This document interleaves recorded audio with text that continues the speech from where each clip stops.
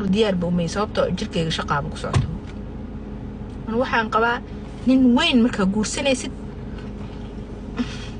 nin weyn wax la horgeeyo waa inaad samaysataa gabdhahan kala kalarka hooska kooka korka faanta waxa ma jirto jirkaan hagaajiya nimanka islaamiyada qalbada jabinaysaana joojiya xilligii ragga la gaaro loo hiilin jiray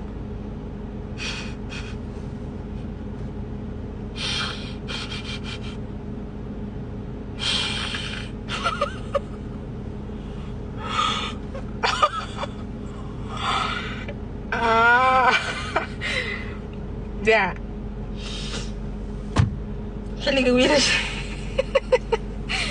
xilliga wiilasha la gaaray gabdhow nin weyn oo gar leh oo 60 jir rabtaan inaad guri ku soo xirataan waxa aad u geenaysaan aad dharka uga bixinaysaan wax hagaagsan oo qurux badan ha ahaado jirkiina ka shaqeeya please shaqo lacag jirkaaga lacag gali ya jirkaaga lacag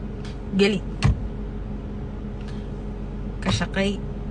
hadaa kareen marsanaysid adoo taagan oo qaawan jirka dhan mari adeega marka aad sakiinta xuntaayo baalka aad afarta gees isaga jirteen iska daaya meel dhan baa la furay oo